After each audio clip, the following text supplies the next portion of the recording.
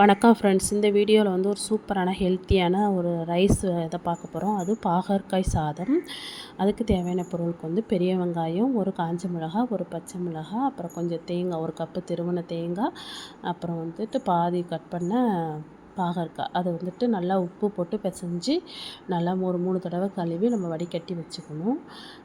அதுக்கப்புறம் ஒரு கடாயை எடுத்துகிட்டு அதை வந்து தாளிக்க தேவையான எல்லா பொருளுமே தேவைப்படும் இதுக்கு வந்துட்டு ஒரு கடாயை எடுத்து கடாய் சூடானதும் கொஞ்சம் எண்ணெய், ஒரு கடுகு, நீங்கள் தேவைன்னா உளுந்து, கடலைப்பருப்பு எல்லாம் போடலாம். ஆனால் சீரகம், சோம்பு இதெல்லாம் போடக்கூடாது. தாளிக்கிறதுக்குன்னா கடுகு தான் போடணும். எல்லாத்தையும் மிக்ஸ் பண்ணால் அதோடய ஃப்ளேவரே மாறிடும்.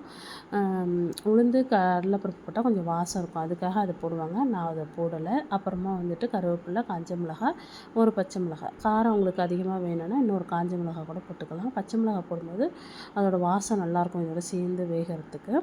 அடுத்தது வந்து இந்த வெங்காயம் வந்துட்டு ரொம்பலாம் வதங்கக்கூடாது. ஏன்னா இதோடு சேர்ந்து அந்த பாகற்காயும் சேர்ந்து வதங்கும் போது தான் அந்த இதில் உள்ள ஸ்வீட்னஸ் அதில் போகும்போது பாகற்காய் கசக்காமல் நல்லா டேஸ்ட்டாக இருக்கும். ஏன்னா இதுக்கு வந்து பெரிய வெங்காயம் தான் நம்ம யூஸ் பண்ணணும். சின்ன வெங்காயம் வந்துட்டு அது கொஞ்சம் காரம் இதுவாக இருக்கும். இது வந்து கொஞ்சம் இனிக்கும். அதனால் இதை தான் வந்து நம்ம பெரிய வெங்காயம் தான் போடணும்.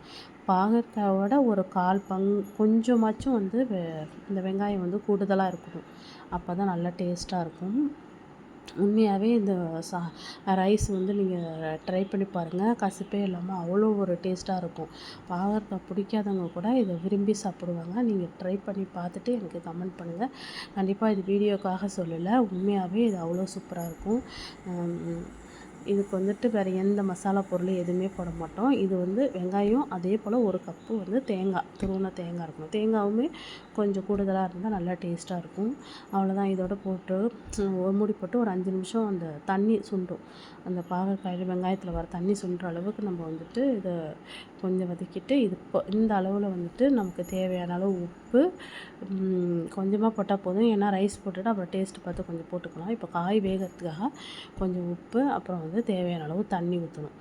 தண்ணி ஊற்றி வேக வச்சு நம்ம அதுக்கப்புறம் வந்து இந்த ரைஸை வந்து ரெடி பண்ண போகிறோம். ரொம்ப ஹெல்த்தியான ரைஸ் இது வந்து. பாகற்காய் சும்மா செஞ்சால் யாருக்குமே அது பிடிக்காது, ரொம்ப கசக்கும் அப்படின்னு சொல்லிட்டு.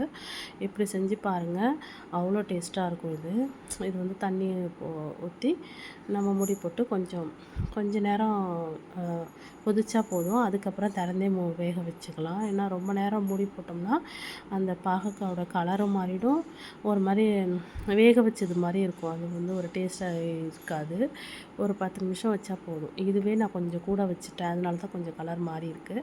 நீங்கள் கொஞ்சம் முன்னாடியே திறந்துட்டிங்கன்னா நல்லாயிருக்கும். இதுக்கப்புறம் திறந்தே வெந்தால் போதும். இந்த வெங்காயமும் பாகற்காயும் சேர்ந்து வேகும்போது அந்த பாகற்காயோட கசப்பே இருக்காது, அவ்வளோ டேஸ்ட்டாக இருக்கும். இந்த அளவுக்கு வந்துட்டு நம்ம ஒரு கப்பு துருவின தேங்காய் இதை போட்டு நல்லா ரொம்ப நேரம் இது பண்ணக்கூடாது. அந்த தேங்காய் பாலோட அந்த இது ஆகுமா, அப்போ நல்லா டேஸ்ட்டாக இருக்கும். ஒரே ஒரு பெரட்டை மட்டும் பெரட்டிட்டு அதுக்கப்புறம் நம்ம வந்து சாதத்தை இதோடு மிக்ஸ் பண்ணிட்டா, அப்புறம் உப்பெல்லாம் பார்த்துட்டா செம்ம டேஸ்ட்டாக இருக்கும் இது. கண்டிப்பாக ட்ரை பண்ணி பார்த்துட்டு கமெண்ட் பண்ணுங்கள். இந்த வீடியோ உங்களுக்கு பிடிச்சிருந்தா, உங்களுக்கு பயனுள்ளதாக இருந்ததுன்னா எனக்கு வந்துட்டு ஒரு லைக் போடுங்க. அப்புறம் வந்துட்டு சப்ஸ்கிரைப் பண்ணி எனக்கு சப்போர்ட் பண்ணுங்கள். இந்த சாதம் வந்து போட்டுட்டு நல்லா பரட்டி எடுத்துகிட்டு ஆஃப் பண்ணிடலாம் ஸ்டவ். அவ்வளோதான். சிம்லேயே தான் வச்சு நம்ம அதை செய்யணும். நம்ம ஹைலேயே வச்சோம்னா சீக்கிரம் தண்ணி சுண்டிப்போமே தவிர அதோட நம்ம வந்து காயெல்லாம் வேகவே வேகாது. இதுன்னு இல்லை, எந்த இது செஞ்சாலுமே நம்ம ரொம்ப ஹை ஃப்ளேமில் வச்சு சமைக்கக்கூடாது.